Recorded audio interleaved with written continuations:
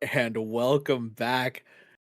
Coinflip versus Valkyrie, one of the last few North American teams in the North American tournament. Valkyrie on an absolute tear, making their way back up through losers. Coinflip recovering off of a defeat from TGH. Both of their tournament lives on the line here. Next person to go out secures third place.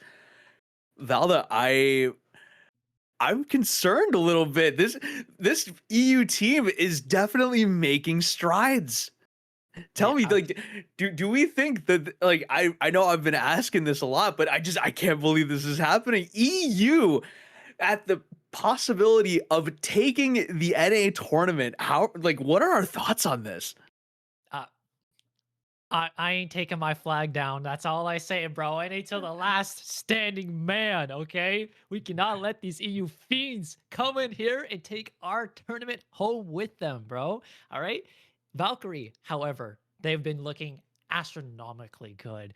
Even though we've been watching, they've had good opponents. Even though it was 2-0s, the matches have been so intense. And Valkyrie has shown that they don't do anything fancy. Both Coinflip, both of our teams previously, they've done the 60 PS and it hasn't really worked out in their favor. And Coinflip has shown that they are willing to adapt. I'm wondering though, Valkyrie's just been so good at playing the back to basics composition that I am a little worried that, we could see as we saw against Godhand that it may just be an outdo you in your own war.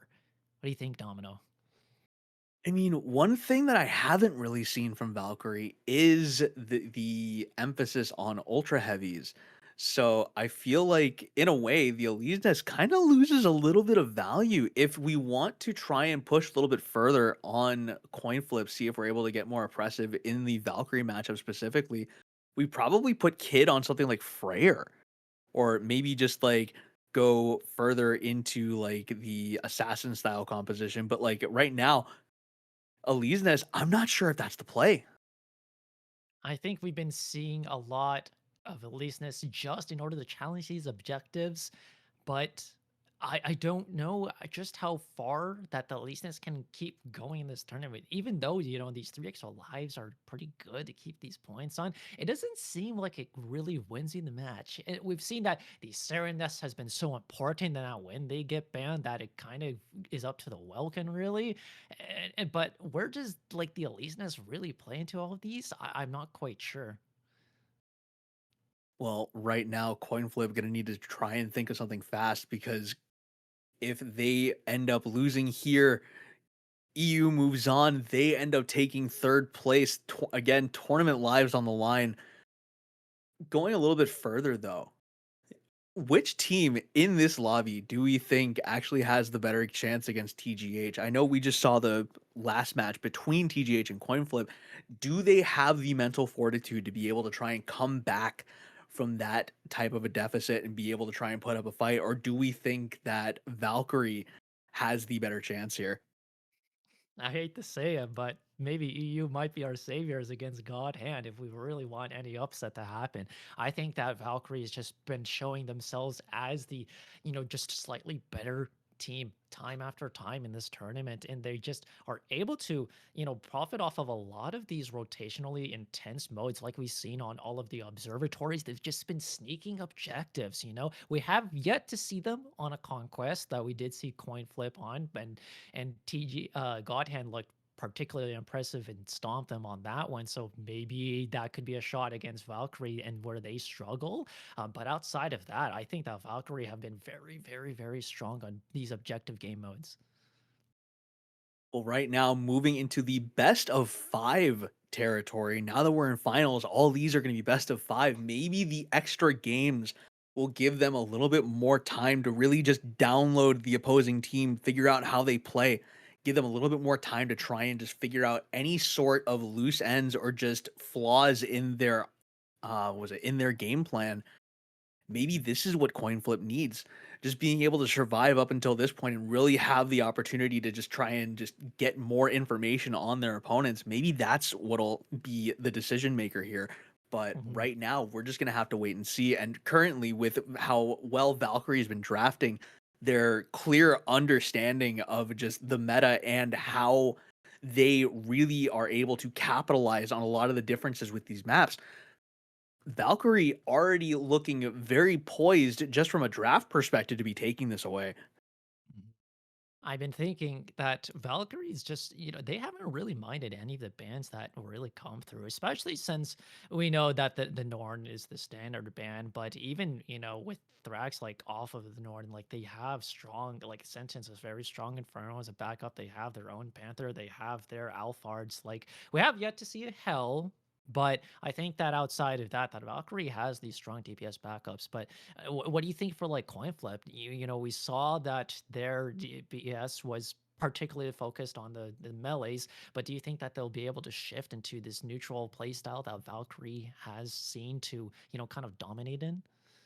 I mean, if they're gonna pull something out, they need to do it now. Like, if they have any sort of tricks that they were saving for finals, your lives are on the line. You need to start like really just pulling all the tricks out of the bag here. So if they do have things like, let's say, the Inferno, the Aquila, the Norn, like just things that are able to give them that edge in a long range engagement, they probably should be looking into those avenues, especially against Valkyrie, who've proven that just flexible. I mean, like they are probably one of the most flexible teams I've seen in the last two tournaments. Absolutely. Their rubber band of mecha picks is extremely long. And I think that they're just going to be able to, profit off this game, these best of game fives with that kind of flexibility. That is something that, even though we think that Coinflip might be able to cook a little more in their mind, I think Valkyrie may be able to take advantage of that and just be able to try out different things themselves. And it might, put Coinflip on the back step if they're already trying to adapt to what Valkyrie is good at. And then Valkyrie gets more time to readapt themselves. What does that say for BO5 now? I mean, if they're just given more time to cook, then just this may be done and dusted. I mean, Valkyrie again proving how I mean, just primed and just ready they are in terms of just draft. Like I don't know how as coin flip you try and work your way out of this. Again, I think you try and lean further into that long range setup, see if you're able to just try and keep them at arms. But if you are going to go with this melee style composition, your target prio needs to be on point. You need to be able to delete these targets the second that the pings are coming out, because otherwise they're just going to run away with this game. We need our bayonets on and rush into the trenches. This is some dirty mud warfare that we need to get into. And oh, somebody left. What's going on?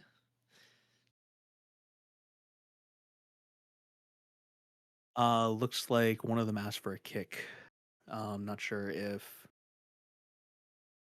not sure what's going on there, but either way, should be getting into this game very soon with the best of 5 situation here and just the longer time frame for the teams to be able to really just adapt to their counterparts here.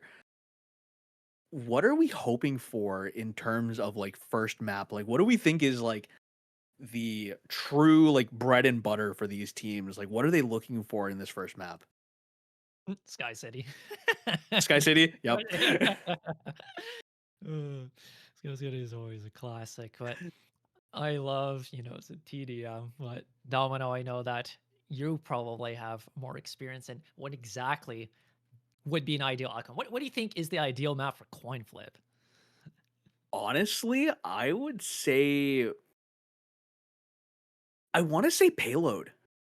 I wanna say payload and just, like, play the alternative style. Just, like, don't even try to do, like, the standard, like, let's do, like, a couple ultra heavies with the hurricane setup or any of that. I wanna see them just go with a full, like, just foot on the gas kind of McKillja comp where you have a bunch of melees, you're putting a lot of pressure that way. Maybe you have, like, I mean, like, not even necessarily a flyer, but just like a solid source of energy damage, and just let your melees make a mess of the payload. Just see if you're able to try and just shake them up that way. But even then, like I'm honestly not sure. Coinflip, truthfully, been a little bit shaky on a lot of the maps that they've been playing on. So I would say maybe payload, but honestly, with the melee composition, unironically may actually kind of be looking for a TDM game here. Oh, for sure, for sure. We have seen, yeah, on another like payload is that I think the teams are pretty aware that Makilja is kind of a high priority ban on those payloads. It's just be able to grab somebody off the payload and throw them into a little corner is a pretty ideal scenario. So I think that if it does come to a payload, I think that Makilja is going to get banned right out of the box. But do you think that Coinflip is going to just ban out that Norn that we've seen Thrax do so well on, or maybe they just ban out the Alphard, or heck, even the Falcon if it comes to a TDM scenario? I mean, if you're gonna be going into the TDM angle here, you need to start taking out the flyers. Valkyrie proving that they are able to run the triple flyer comp at ease, like that is terrifying. So seeing them be able to get away with that kind of a composition, I would not want, like, guaranteed the Falcon has to go. 100%. The Falcon just needs to get out of here. Too much value has been presented by Valkyrie on that pick. And I'd even say like if you're not looking for the Falcon, maybe just like target the Alphard in that case if you go into a TDM. But like honestly, take out the Falcon, see if you can maybe like go with some of the stealth units, try and just set up like a decent front line, and then maybe let the Norn and Stellaris try and just pressure their back line. Like maybe that's the play, but I'm not sure how they want to go about this. There's a bunch of ways that they can try, but just the first thing is you need to put Valkyrie on edge. You need to get them off of their comfort picks, and Falcon has at least proven to be one of those. Absolutely. I'm thinking you could go extremely, extremely, you know, as in the name, coin flippy, and maybe just target ban like a Panaka. Maybe just get rid of that anti melee on command and just be able to like break through on that. But we've seen that with the Flyers, it may not matter, and you may just be out mobility instead. It's a high risk, high reward kind of ban, and it heavily depends on what Valkyrie bans in return. Because if you get locked out of something like the Welkin or the Makilja, that's great. Melee follow ups or peelers and off tanks that it can be a struggle. But I think that outside of a TDM map scenario, what do you think else could be on the report board? Do you think that an extraction might work for them, or maybe just the as we saw the vial? Maybe it's just a conquest kind of point. I mean, maybe you go for the conquest style map. I mean, like I'm still so uncertain with this. Like coin flip, they have the makings of like a lot of good compositions here, but like they just lean so heavily into this melee comp that I'm like, I'm not ready. I'm not really sure. Um, Here, let's just double check with the teams real quick Mhm. because it looks like we're just about to be getting into this very soon. Only thing that I can think of now, if Coinflip really want to pressure the extractor angle, I mean, maybe they try and take out the Inferno. I mean, that's another pick that they've had relatively like locked down, Mhm. but I don't know if that's the game maker there. But either way, it looks like we're going to be getting into this next game here in just a second. As a matter of fact, game is loading up right now. Coin flip versus Valkyrie, NA versus EU. Let's see where we're going first. And it is Vigil yet again. Proceed to ban Striker. Is this a second RNG start to Vigil today? Jesus. Second or Yeah, third? second or third. The Mecha Break God seems to like Vigil. Seems to like staying on the moon today. There's McKill Japan. All right. Moon's What are haunted. we gonna see now? Moon is haunted indeed. Is And coin Christopher flip Nolan actually with them? targeting the Inferno. Proceed to select Striker. So there is Okay. the Infernal band that you were just speaking about, Caster's Curse, huh? I mean, hey, maybe there is a little bit of brain cells still active in this noggin of mine, just possibly. But either way, looks like with no Inferno on the table, how do Valkyrie respond to this? It looks like they're just leaning further into the like Freyr Norn setup that we've been seeing. Interesting. So with Freyr Norn Falcon, ooh, okay. So your objective pressure, or just more so, your front line is relatively strong here with the Freyr and the Welkin. And being supported with the Norn Falcon combination, the burst damage is actually incredibly high from this Valkyrie roster. Absolutely. I think that this eliteness actually might be pretty key in coin flip and being able to just challenge some of these objectives. As well, they are sticking with the Panaka, so that should be able to help them against this Freyr, especially the Serenith, which seems to be one of the delectable delights that Freyrs like chasing after. So having that additional peel could be something that Coinflip can use to their advantage. But I think a lot of this game plan is going to be relying on actually being able to stop Valkyrie before they can take control of the point to begin with. It's going to be so hard for them if they lose any amount of space. I mean, yeah. Additionally, I wanted to point this out. Jake actually choosing the Lumine in the majority of situations where they're ending up running a healer, just very prone to this style as opposed to the Panaka that a lot of teams have been adapting into. Allows him to really just like get around the map, make sure that like Prepare to even if his team is engage. split up, if they're playing a more skirmish style, he's able to make sure that everybody's health bars are topped off. Very interesting decision here. As now getting into the game, it looks like Valkyrie immediately setting up their line of scrimmage towards C. Secure and upload keys to the base's main turret. Just fighting about in the trenches here. We have Freyr looking over to the enemy Norn. That's good pressure, good target priority. I think the Falcon on there is also helping him assist that. Thrax is forced to play pretty defensively right now. Gallet mysteriously went down, so their own Panaka is down there. I think they were really hoping to trade out there before that one of their own teammates, kind of died before they could come back and reunite with them, but doesn't matter too much. No points really going on here. He'll be back in 5 seconds. Blazing Bullies just kind of outrun some decentness for now. And Nutella Sauce actually dropping very low here, trying to set up the Serenith to be within kill potential right before this point spawns. But Thrax not really able to get a lot of pressure out right now. He's been heavily put under fire here, not really able to like just sit down and play the sniper role. He's had to play his life for the last like 30 seconds, finally goes down. And now Sentient also very low on health. Your front line's not looking very good here. Valkyrie, this is kind of dangerous. Hold up.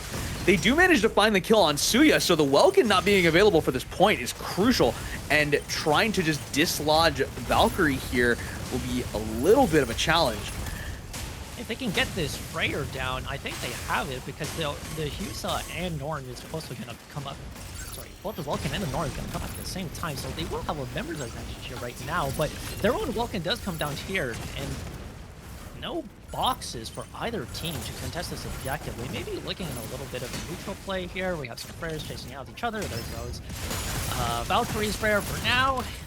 Galen is down again. I don't know when that happened, but that was pretty quick. It seems that the teams are willing to go kind of trade life for life on these points. It doesn't seem like they care too much about having the healers in the backup and playing this really slow. It's just fast and let's assassinate whoever else. But this point is still up like a minute into the match. I like this angle from Thrax here, deciding, you know what, if they're going to pressure me so much, I'm going to drag one of their members away from the point. And he manages to get the Falcon away. That's huge pressure, allowing them just a little bit of time to try and grab this point without as much suppression from the ballistic damage. And moving further, it looks like a lot of this fighting is actually moving back into the middle point here. Both teams getting set up for B. A couple members still trying to fight over the C point here. It does not seem like they're making any headway, though. Gallant being taken down multiple times kind of gives you an idea as to what Valkyrie's thought process is here. See if they're able to just keep the healer offline and keep these health totals low. So any of these engagements that they try and commit on are very dangerous. B actually going over to Coinflip early. A misstep from Valkyrie. Nutella Sauce ends up dying for it. Looks like he burned the majority of his Ox 2 trying to just grab that point, but nullifying one key and getting back to just this centered fight over on C. Actually more in Coinflip's favor here as they're trying to just stabilize their health bars. They still have 3 members down, 2 members incredibly low health. Thrax with an angle here as he tries to just put a little bit more pressure on. He needs to back away, though. He's getting caught out by the Falcon. Turns it around. The Falcon goes down, clips the wall, manages to get the radio on that with the explosive round. And now Valkyrie pushing forward, looping these death timers. C is looking like it's going to be a little bit easier to take here. Thrax looking for more. Gallant dropping very low. This is about to be the 3rd death on the Panaka. 4 deaths total on the Coinflip roster as this A point is getting ready to spawn. Do they send any of their members over to A preemptively? See if they're able to just try and get a little bit of an advantage. Early rotate over to A, maybe try and sneak another one. They're going to need to take care of this Welkin, though. Thrax actually goes down. So surprised, Valkyrie still have not managed to get this C point, even though Coinflip had 4 members down at one point. You know, we saw that Panaka was on a 30 seconds. He's almost back up, and the C point still isn't taken. Nutella is doing a really good job dragging some aggro away from here and just keeping the other Servant away from this point. Now we're into the storm, so targeting is going to be a little harder for them. This the Valkyrie team may be able to get C finally after all of this. We have some members on the A point. We have the Welkin, and they're on Falcon, just kind of poking away at each other, not effectively, but keeping each other off the A point. While I think Valkyrie is giving up on C finally. They send about 4 members over to A, so it's just Testament, I think, here over on C. And they're trying to just leave it to Sentient to try and cover 1-on-4, but that's just not enough. Sentient goes down, and Coinflip grabbing the point on C. The man advantage for Valkyrie on A allows them to grab this key, but right now, just with kills, Coinflip actually in the lead here, blocked off by the wall. The key carrier from Valkyrie not really able to get out, but under the cover of the storm and no radar available, this is looking to be a drop-off for both teams. Looks like it absolutely will. I think this Welcome will be able to survive. He has blocks as well too, and his team's coming out as well. So I think we're just looking back to an even game after these 2 key drops. It's kind of interesting somehow that Valkyrie seemed in control of C for so long, but it's Coinflip to take it, and then Coinflip, you know, just kind of didn't really care about A and let Valkyrie take it for free. I mean, the huge thing here, Valkyrie managing to kill the key carrier before he's able to actually get the full drop-off, completely resetting the the point advantage in Valkyrie's favor. Coinflip with a near 10, almost 12-point advantage. Now on the back foot, 3 points down, B spawning multiple members on the side of Valkyrie, middling health bars, but with man advantage coming up, this is looking very good for Valkyrie. And as I say that, they start to lose members. Oh no! Decent stun by the Norm, but it just doesn't matter. There was just suddenly a sniper from across the universe that flew through him, along with the Falcon follow-up. This B point should be fine for now. Thrax is about 10 seconds out, and I doubt that Nutella all by him lonesome can really stop all 3 members. The Welkin box, but you have the Unova bomb dropping on his head. Falcon's up there, Pluster's being a little pesky wasp himself, and we're just kind of reset back to neutral. Yeah, and right now, Valkyrie already able to start getting a little bit further ahead. Simulacrum ending up going down, 1 member advantage on Valkyrie, having to drop a defender. Both boxes coming out right now, trying to just go for picks instead of actually trying to look at the point here. Not really an opportunity for them to do so. Nutella Sauce actually dropping very low. He's going to have to be really cautious if he wants to try and approach this. Cannot approach. The kill goes over to Valkyrie. Nutella Sauce going down, and the Serenade Tether is blocked off by the box. Oh no, but Husker able to grab the key. Do you look at the cable or do you look at the Welkin who's trying to cap? He's boxed off. He's unable to try and get through these tunnels. The second he gets over, he gets slammed back down. The pressure on this Welkin is insane. Defensive box comes back out, preventing him from getting back over to the point. The drop-off is unable to be reached as further defensives are coming out, but Husker unable to drop it off. And A spawning now. Multiple members from the side of Valkyrie rushing over to A. A couple members already on site. Let's get a look at the fight going on in this A point. It's already over. Bully actually running away with the key.